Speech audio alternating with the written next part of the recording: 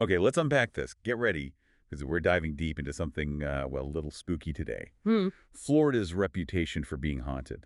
It's fascinating, sometimes chilling. Hmm. We've got a list here, sort of curated from different internet sources, mixing up the history with some, spine-tingling legends.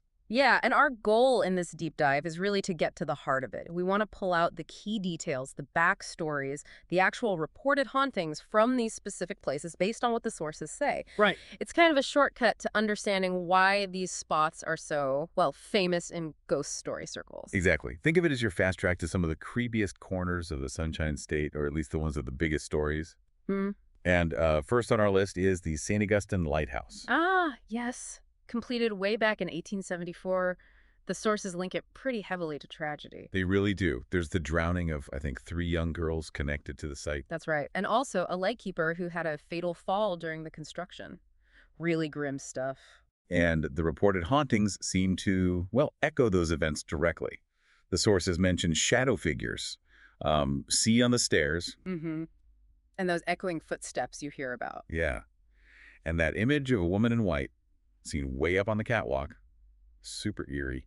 And often the reports try to link those sightings back to those specific tragic figures. Okay, moving inland now. The Devil School in Jacksonville. Right, which is actually Annie Lytle Elementary, officially. It's been abandoned since, what, the 1960s? Yeah, a long time. Yeah, And just being abandoned seems to, breed legends, doesn't it? it really does. And the legends here, according to the material we looked at, are quite dark.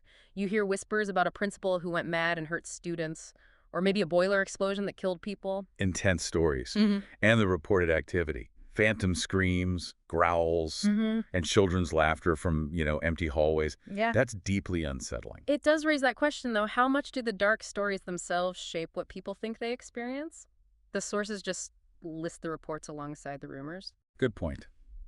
Okay, shifting gears a bit. The Riddle House, West Palm Beach. Now, this one starts its history, according to the reports, as a funeral parlor back in 1905. Yeah, that's already a heavy start, right? A funeral parlor. Definitely sets a tone. And then the sources add that it was the site of multiple suicides, even after it got moved to Yesteryear Village. So a real pattern of intense emotion and death associated with the place. Exactly.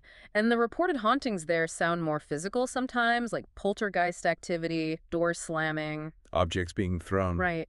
And reports specifically mention malevolent male spirits. And they even name one, don't they? Joseph, a worker who reportedly hanged himself in the attic. Yes, after being falsely accused of something. A very specific personal tragedy tied to that location, according to the accounts. Then we have Casadega Spiritualist Camp. Very different vibe. Totally different. Founded in 1894, and it's still an active community focused on mediumship. So this isn't just about, tragedy causing ghosts. The reports here are more about concentrated spiritual energy. That's what the sources suggest. High psychic energy, apparitions, cold spots, orbs and photos, that kind of thing. And the spirits that mediums reportedly connect with there. The sources mention native spirits, ghosts from early Florida settlers. It links the spiritual activity directly to the land's history. It's a unique angle. Okay, one more. Let's head over near Mariana to Bellamy Bridge. Ah, yes. Identified in the sources as possibly Florida's oldest bridge with a ghost story attached. Goes way back to the 1800s. And this one is really focused on one specific, very sad legend. Elizabeth Bellamy, the bride who died tragically, right after her wedding. And the story goes she appears on or near the bridge, usually described in a glowing white dress. Wandering the swamps, looking for her lost husband. It's that classic heartbreaking ghost narrative. So looking at all these places together. Yeah, you see some patterns in the reports, right? There's often places with intense history, unresolved energy maybe, whether it's from sudden tragedy like the Lighthouse or Bellamy Bridge, or the feeling of abandonment at the school, or even deliberately focused spiritual energy like Casadega. Right. These places seem to collect the most persistent, specific paranormal stories, according to the sources. And the reported activity is so varied too. Apparitions, sounds, things moving. It really is a powerful mix. You've got documented history, these awful personal tragedies, and then these legends that just seem to stick to these locations.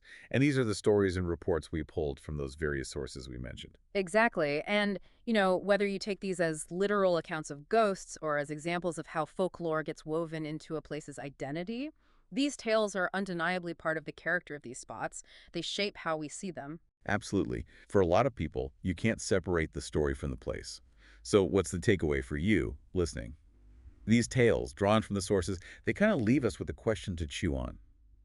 Does the sheer weight of history, all that human emotion, actually leave some kind of imprint, an echo? Or maybe do these stories just give us a way to talk about the mysteries, the tragedies, the things about these places we can't quite explain otherwise? It's definitely something to think about, especially next time you're near a place with, well, a chilling past.